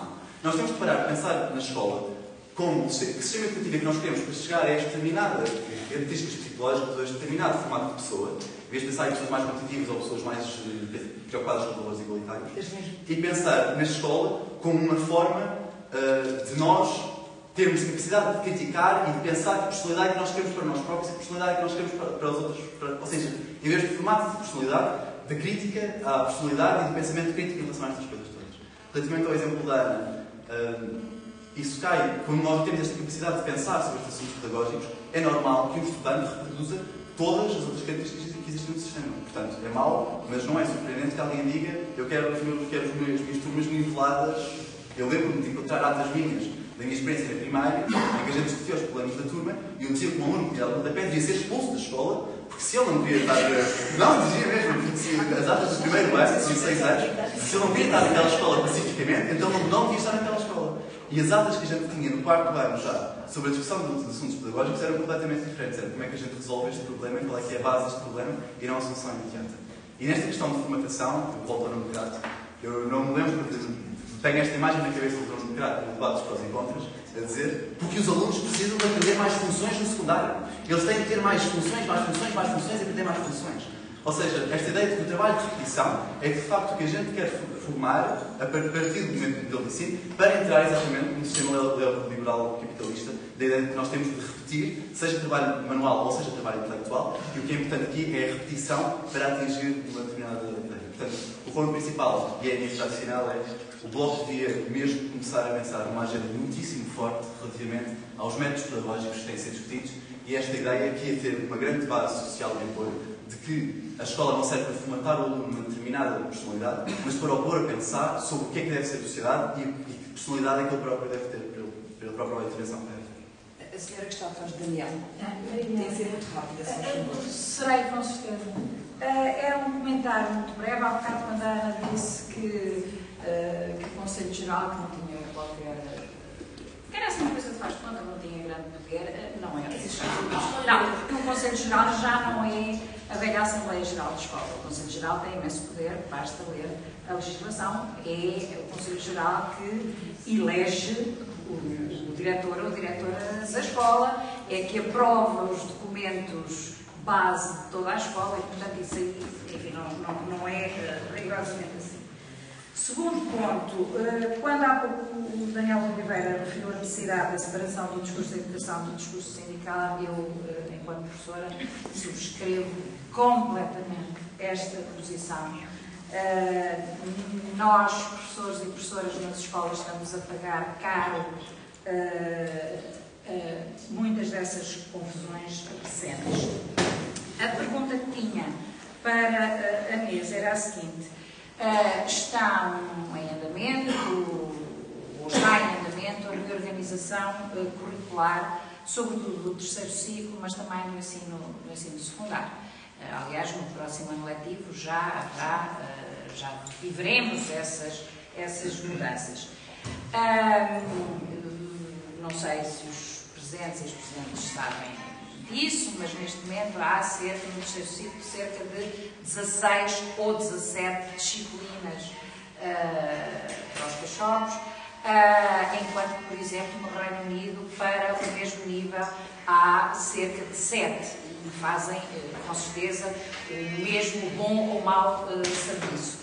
A minha pergunta, então, é esta: como conciliar aquilo que me parece ser uma necessidade imperiosa de redução da carga horária destas crianças e destes jovens com a manutenção de postos de trabalho? Porque é evidente, e o discurso sindical sublinha muito isso, em breve iremos ter excesso de professores e professoras e despedimentos. Junta a essa pergunta uma outra pergunta: como é que veem como possível solução para este quadro, já aí a bater à porta, como é que veem aquele programa que já está a ser implementado em cerca de 100 escolas, o programa da Turma Mais, o Fênix? Tem duas designações diferentes, que algumas pessoas mais críticas veem como uma roupagem, como uma maquiagem das turmas de nível. Outros acham que não será bem assim, porque o esquema, também muito rapidamente, é que desde o 5º ano que se pega numa turma, vê-se os alunos e as alunas que têm mais dificuldades, mas também os que têm menos dificuldades a três disciplinas, e cria-se uma outra turma. Eu esqueci de dizer isto, não abrange só uma turma, abrange 3 turmas. Em cada 3 turmas, se eu puder terminar, portanto, para cada 3 turmas, faço esse levantamento, os alunos com mais dificuldades e menos dificuldades a 3 disciplinas, quais habitualmente o português, a matemática e uma outra que pode ser a língua estrangeira. E cria-se uma outra turma que é uma turma de circulação. É uma turma de circulação. Diga? Turma de designação. Exato. Pronto. Isso ter a designação, não sei, mas é que é assim que funciona. Ou seja, retirava aquele peso de ser a turma para onde vão os burros para serem recuperados, todos passam por essa turma. Este projeto, eu estou a vender um bocadinho o peixe como venderam a mim, quer dizer, foi-me apresentado como uma possível medida para empregar professores, que de outro modo irão embora. Na minha escola, muito concretamente, o que se está a tentar fazer para não mandar gente embora é criar cursos novos, cursos profissionais, já que é uma escola 50% de cursos científico-humanísticos e profissionais. Obrigada. A Maria diz que é a última intervenção. Sim. Eu queria só fazer uma pergunta, porque a discussão política, ultimamente, dentro deste tema, é basicamente à volta dos professores, das AIECs, professores para trás, professores para a frente, na televisão, sempre que eu se falar em educação, ouve-se falar nos professores. É isso. E então, em vez de se falarem naquelas questões todas que o Feijó estava a falar, por exemplo, que eu acho que os estudantes estão mais interessados nessas questões. E não se pode ser paternalista, porque as crianças de 10 anos veem televisão e veem o telejornal, estão a jantar, e se ouvirem falar dos professores não lhes interessa. Mas se ouvirem a falar da democracia nas escolas, talvez lhes interesse. E eu queria perguntar se talvez centrar a discussão da educação nos professores e nesse tema, e excluir completamente do plano mediático e do plano político outras discussões, não seja das principais razões para os jovens estarem cada vez mais afastados da política. Perfeito, agora voltamos para a mesa. As nossas convidadas têm 5 minutos para comentar ou responder, e depois o nosso orador termina em 10 minutos.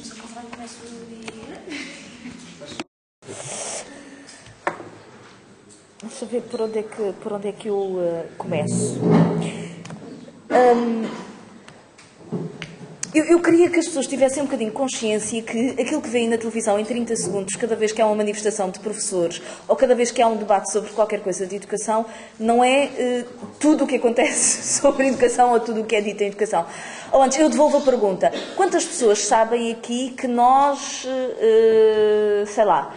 já apresentámos no Parlamento, já votámos e já foi chumbado o nosso projeto de criação de equipas multidisciplinares nas escolas? Sabe o Feijó e sabe o Zé Cristóvão que... Ou seja, ninguém sabe. E aquilo é provavelmente, devo-vos dizer, do ponto de vista do trabalho que eu tenho feito na educação, dos projetos que eu mais acarinhei. Dos projetos de lei que fiz com mais empenho, que tentei que fosse quase imaginando, se eu estivesse na 5 de outubro e tivesse que fazer uma coisa, de equipas multidisciplinares, como é que eu fazia isto de modo a que funcionasse, a que respondesse, a que permitisse. E pronto, e fez-se o projeto, ele foi apresentado, ele foi discutido em 3, 4 minutos na Assembleia da República, ele foi liminarmente chumbado e acabou. E, portanto, há muitas... Eu percebo que as pessoas tenham aquela sensação que cada vez que se fala de educação, fala-se apenas de professores, mas é porque o campo político em matéria de educação está estruturado assim, e não é, e nós não conseguimos controlar isso totalmente. Ou seja, de facto...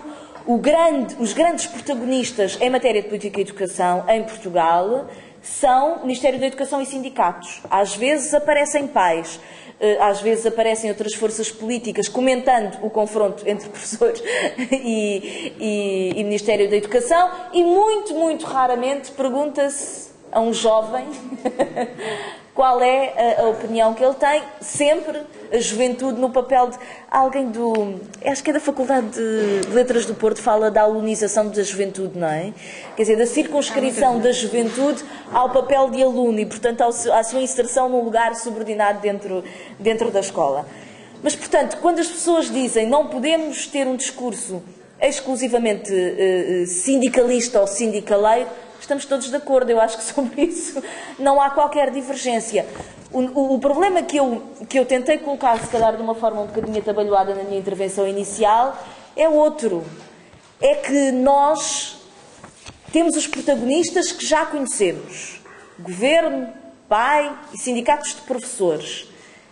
Quem é o protagonista neste campo, ou onde é que nós vamos buscar e fabricar novos protagonistas para sermos capazes de relançar uma agenda de políticas educativas à esquerda sobre questões da qualidade, da participação, da democracia, das políticas educativas inclusivas, que não esteja absolutamente amarrado desde já aos temas que nós já conhecemos, que são as questões profissionais e que são as questões da segurança ou do cheque-ensino e do papel do Estado no financiamento da educação. Onde é que nós vamos buscar esses protagonistas? Esse é que é o problema que eu tentei aqui colocar, para o qual eu sinto uma certa dificuldade, ou seja, que eu não tenho resposta.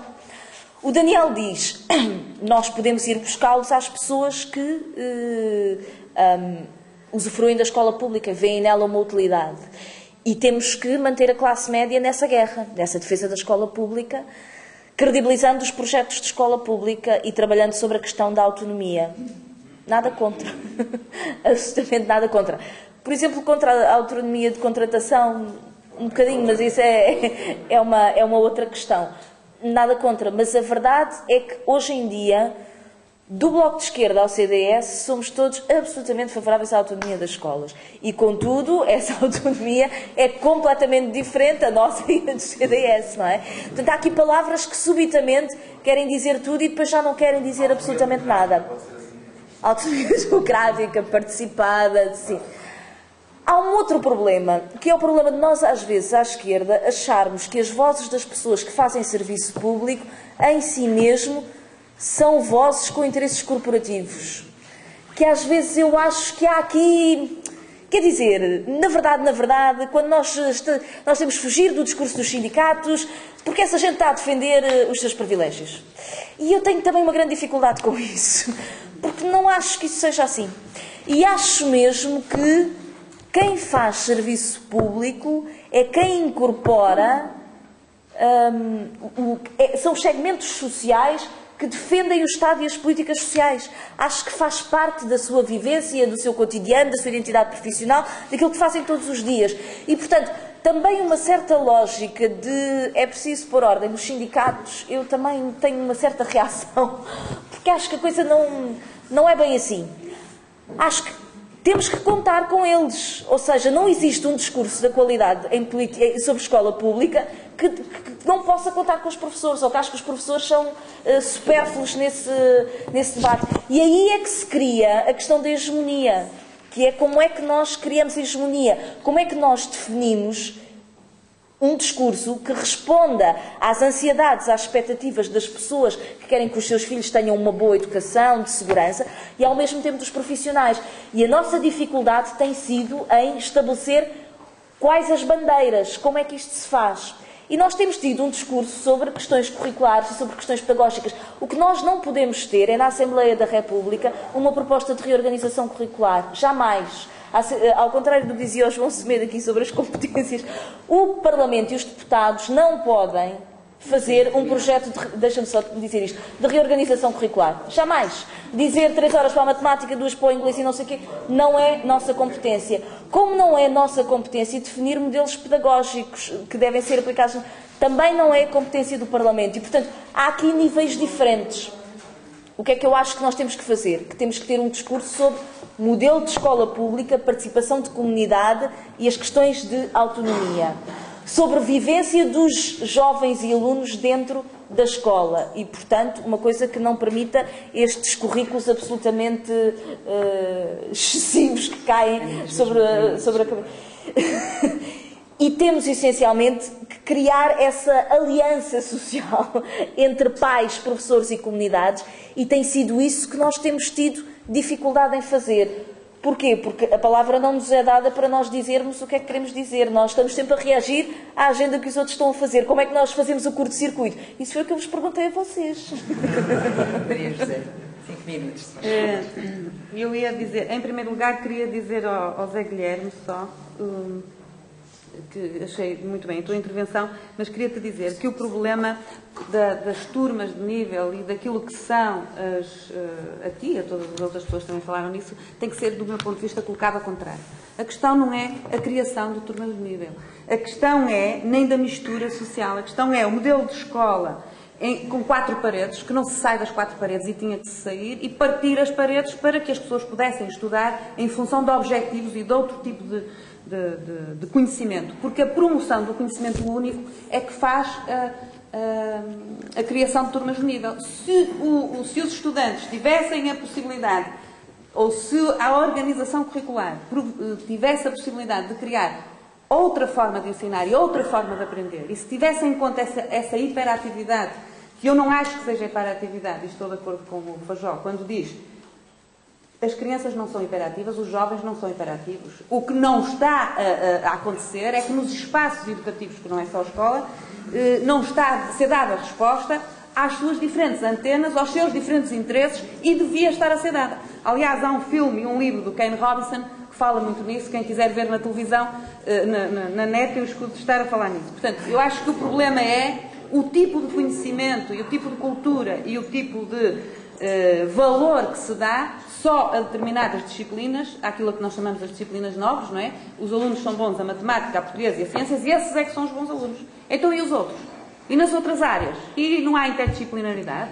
E não há outro tipo de conhecimento que também deve ser proposto? Portanto, eu penso que a questão tem que ser voltada ao contrário. E depois, em relação à discussão sobre a escola pública e ao que disse o João, na verdade tem sido deixado para quem não deve alguma discussão que deveriam ser as pessoas que fazem investigação nessa área que deveriam defender. É verdade que a discussão sobre a escola pública também não se faz só nos interiores dos partidos, nem só em sessões como estas. Eu, por exemplo, o ano passado fiz 34 debates em escola pública com outros colegas, só sobre a questão das crianças e do tempo que as crianças estão no espaço público. E foram discussões interessantes e importantes, que é, nós não podemos olhar para a discussão de se é verdade tudo o que tu disseste e que toda a gente tem o direito de discutir a educação, porque a educação diz respeito a nós todos. Uns são pais, outros são filhos, outros são alunos, outros são professores. Portanto, a discussão sobre a educação, ainda bem que é feita por toda a gente. Agora, em determinados assuntos, o que eu penso é que devia ser feito por pessoas que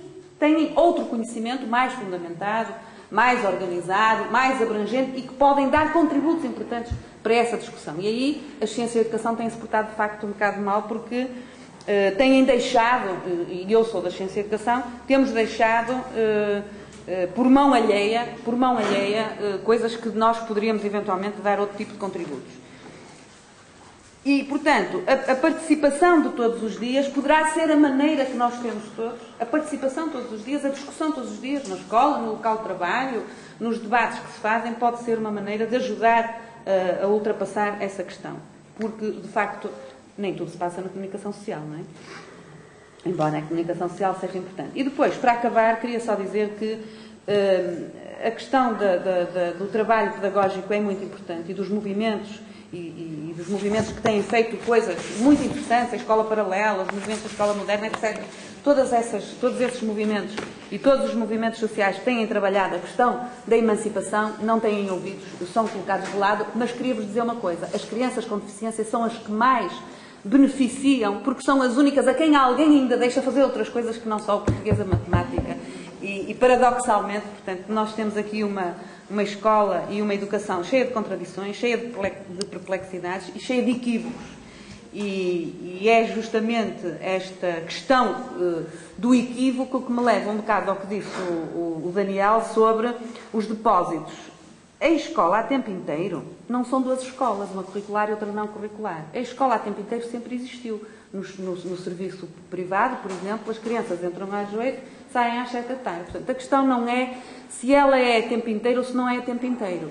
A questão é o que é que se faz, o que é que as crianças fazem desde que entram num espaço educativo, por acaso é a escola pública, mas pode ser outro, e quando os pais as vão buscar ao final do dia. Eu estou mais ou menos à vontade, porque tem sido a minha área de trabalho e de estudo e de investigação, etc. E o que eu posso dizer sobre isso é o que um dos miúdos me disse numa das entrevistas que fiz, que é: olha, sabes, esse é o problema do meu pai, mas não é o meu.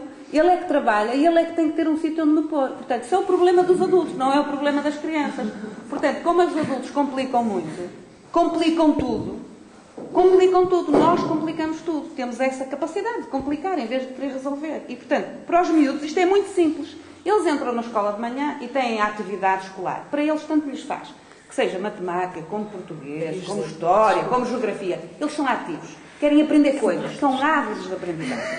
E, portanto, estão na escola, ou estão no ATL, ou estão no centro de animação, depende muito da orientação que lá existe. Se eles puderem ir fazendo as coisas que gostam e tiverem as suas 5 horas de aulas, primeiro ciclo, vou falar no primeiro ciclo, tem 5 horas de aulas, o professor entra, tem um programa, tem um projeto, tem um trabalho para fazer e faz aquelas 5 horas.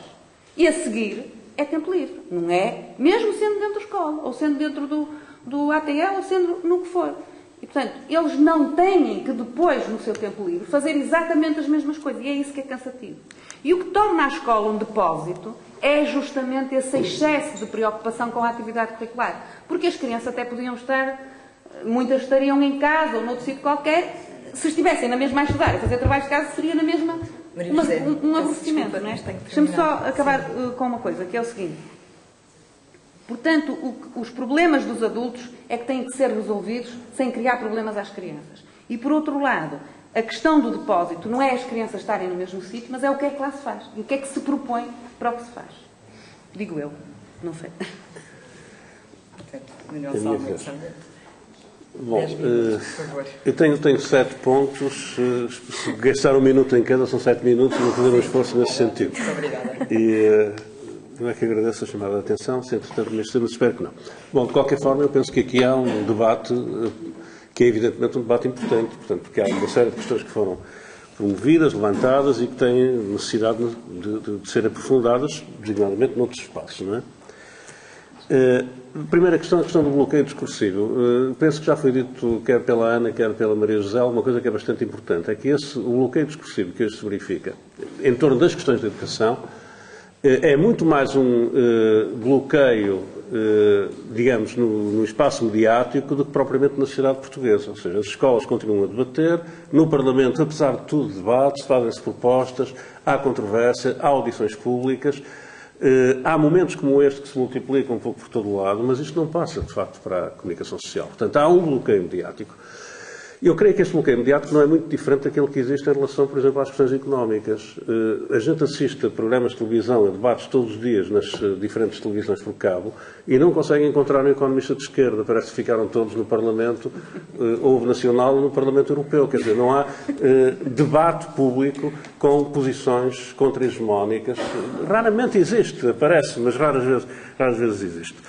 Por outro lado, isto é reforçado no campo educativo por algumas características próprias. Por exemplo, aqui há 10 anos atrás, havia um debate continuamente alimentado nas páginas dos jornais de referência. O Público tinha uma página de educação. Há 20 anos atrás, o Jornal de Notícias tinha uma página de educação que era absolutamente fundamental. Todas as questões, as reformas educativas foram continuamente alimentadas por debates que aí se estabeleceram. Hoje esse debate aparece, por exemplo, na secção de Educação do Jornal das Letras. O Nuno Crato tem tido polémicas com os cientistas de educação no Jornal das Letras. Ninguém lê. Quer dizer, ele está completamente confinado. Por sua vez, os cientistas de educação à esquerda têm, é verdade, têm-se metido desse debate no espaço mediático, em boa medida, e, por outro lado, estão numa atitude de resistência dentro das suas próprias instituições. Se nós formos ver o que é que está a acontecer hoje com os departamentos, faculdades ou até as universidades, portanto, é gente da educação que está hoje a defender posições, por exemplo, de resistência aos modelos fundacionais, de reorganização. E isso é alguma coisa que de facto, explica, em boa parte, alguma demissão do debate nesse outro domínio. Há uma outra questão importante também, é que as questões educativas, como aliás foi já assinalado, têm-se desenvolvido, têm aparecido na agenda mediática como questões emergenciais, quer dizer, de mobilização instantânea e imediata de resistência em relação a algumas medidas concretas. E é por isso que, evidentemente, têm muita força os sindicatos, mas também, e os sindicatos são de facto o movimento social mais influente e existente no país, não há praticamente outros. Há movimentos sociais de base pedagógica, mas que são relativamente discretos, por exemplo, do Instituto das Comunidades Educativas, o movimento da Escola Moderna, mas, e depois os outros movimentos, por exemplo, o movimento pela defesa da escola pública, que são sobretudo movimentos de professores, que não podem deixar de ser considerados como aliados nesta causa. Quer dizer, essa é uma questão absolutamente central. É aí que tem que fazer alianças, mas não apenas com eles. Eu creio que um dos problemas fundamentais que nós temos é que é fundamental alargar a base de debate e de aliança nas questões educativas contra os gurus existentes, Nuno Cratos, Filomena Mónica. Hoje o público tem uma página, quase uma página inteira, um quarto de página, vamos exagerar, com o anúncio de um debate em Loulé, vejam lá, de Santana Castilho. Santana Castilho ganhou muito prestígio pela resistência às posições face à Maria de Lourdes Rodrigues, mas é um neoliberal e foi secretário de Estado no tempo do Cavaco. Portanto, há necessidade de contrapor coisas. Um dia eu pensava em torno, por exemplo, do Estatuto do Aluno, falava com a Ana, depois aquilo não teve a oportunidade, porque entretanto meteu-se outra questão pelo meio, que era fazer um debate com o Daniel Sampaio, que defendia uma coisa que me parece absolutamente óbvia e que é a minha posição, e creio que era a posição da Ana também, que é, não é preciso Estatuto do Aluno para nada. Para nada. Quer dizer, vivemos décadas e décadas sem Estatuto do Aluno, e para que é que vamos construir um Estatuto do Aluno? Um documento hiperregulador que retira a autonomia pedagógica, que limita a capacidade das escolas a agirem sobre os seus problemas e que tende a codificar juridicamente aquilo que são basicamente relações de natureza educativa. Mas o Daniel Sampaio defendeu isso também. Portanto, seria útil nessa altura que aquela voz discreta que aparece numa página de domingo do jornal pudesse ser ampliada politicamente e transformada politicamente numa ideia sustentada socialmente, que é uma ideia simples, mas que, no entanto, passou relativamente despercebida. Porque o que se tornou liminante é precisamos de um Estatuto do Aluno, que se discute é saber qual é o Estatuto do Aluno que se cria. Perante estas questões, nós temos duas possibilidades. Uma, não é atitude pessimista ou otimista, quer dizer, é a forma que nós vamos conduzir o nosso otimismo estratégico, sendo certo que um otimismo estratégico tem que ser sempre compensado com um pessimismo tático, acho eu. E, portanto, como é que conduzimos esse otimismo estratégico? O otimismo estratégico tem, a meu ver, duas orientações possíveis. Uma primeira é a tentação desescolarizadora. A tentação desescolarizadora é uma tentação consistente. Não é a afirmação, não é que seja inconsistente a afirmação de uma aluna num debate no Parlamento Jovem. É sempre importante. Mas não é uma simples afirmação de uma aluna. Hoje, há quem acredite que a única hipótese de salvar a escola pública é acabar com a escola pública. Ou seja, é de pensar em formas educativas, um pouco aí vai em elites, que sejam capazes de erradicar noutros processos sociais os modos de transmissão da cultura, impedindo o processo de colonização que a escola sofre.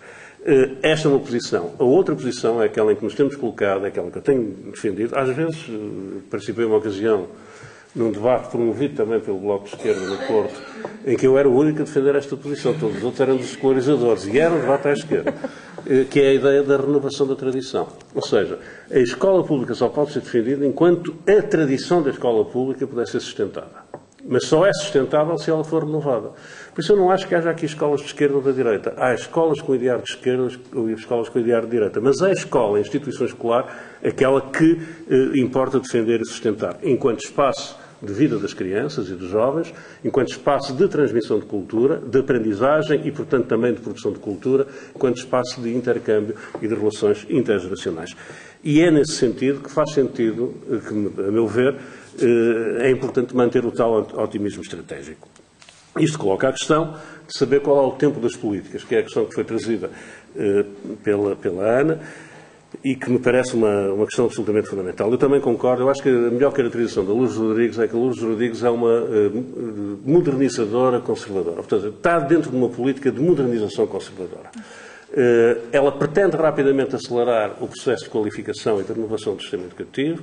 Nesse sentido, desenvolve um conjunto de medidas que são medidas que eram defendidas consensualmente pela sociedade portuguesa, outras que eram defendidas só à esquerda e outras que eram defendidas só à direita. Portanto, ela conjuga, articula um conjunto de orientações com esse sentido de transformação do sistema e de transformação das escolas. E com essa direção, que foi aquela que eu apontei. A qualificação, de acordo com a teoria do capital humano, que é fundamental, é garantir que os portugueses tenham qualificações que lhes permitam participar numa economia concorrencial no mercado internacional. Bom, dentro dessas políticas, dentro dessa orientação que foi seguida, ela conseguiu colonizar o discurso. E esse foi um ponto extraordinariamente perverso do tipo de gestão que ela fez. E, portanto, a possibilidade de apresentação de formas de resistência apareceu exatamente como isso, como resistência. Portanto, o tempo não era um tempo de contraproposta, não era um tempo de afirmação de uma outra política, era de resistência e políticas que choviam todos os dias de forma muito acentuada sobre o sistema, e, portanto, sobre as escolas e sobre os professores. De alguma forma, esse tempo de política prolonga-se atualmente através das reduções sistemáticas. Há uma notícia hoje no jornal muito curiosa da reunião da Ministra ontem com os representantes das associações de agrupamentos de escolas, em que eles dizem: ficamos muito mais preocupados, porque aquilo que nos é dito continuamente é que precisamos de participar no esforço nacional no sentido de controlar as contas públicas. E, portanto, se esse é o recado, se essa é a receita, vão-se acabar quaisquer formas de viabilização da autonomia, porque deixou de haver, por exemplo, aquele crédito de horas necessário para colocar os professores em projetos específicos, acaba o estudo acompanhado. Portanto, há um conjunto de medidas que são... Portanto, continuamos ainda num discurso de resistência. Eu creio que a afirmação do contradiscurso, quer dizer, a resistência é fundamental, não é? E, portanto, não podemos sair daí, mas a afirmação do contradiscurso passa hoje pela possibilidade de mostrar que há coisas que estão a funcionar, há coisas que estão a funcionar bem e há coisas que apontam para outro caminho. E é por isso que é extraordinariamente importante hoje fazer a defesa das escolas democráticas a partir da voz das escolas democráticas. Eu creio que sim, que é importante a voz dos estudantes, sem dúvida nenhuma, que é importante a voz dos professores, mas é importante que as escolas democráticas possam ter essa possibilidade de afirmação. E estes são os principais aliados da esquerda. Também conheço várias escolas cuja preocupação fundamental é escaparem a qualquer mediatização, porque qualquer mediatização iria levar a procedimentos de controle.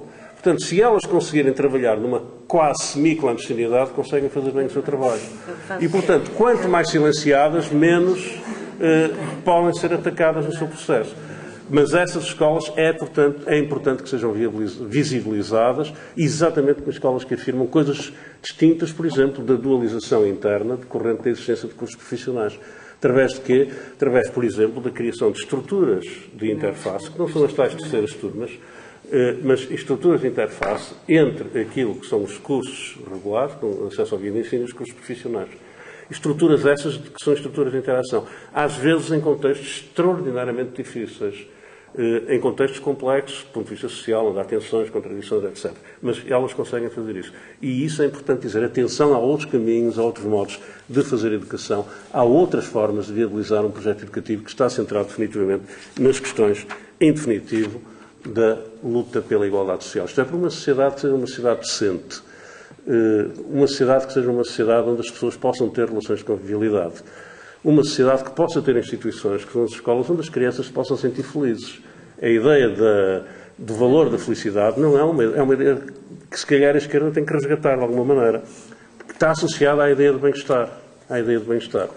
Lugares institucionais onde as crianças passam uma parte importante do seu tempo e do seu trabalho, mas onde estão numa relação de bem-estar. E há, felizmente, escolas assim, ainda. É importante que a esquerda seja capaz de potenciar isso, no sentido de confirmar a vontade que nós temos de renovar esta tradição numa escola para a inclusão e para a igualdade social. Eu tenho pena de não ter mais tempo para as outras questões, mas eram, em definitivo, essas que queria colocar.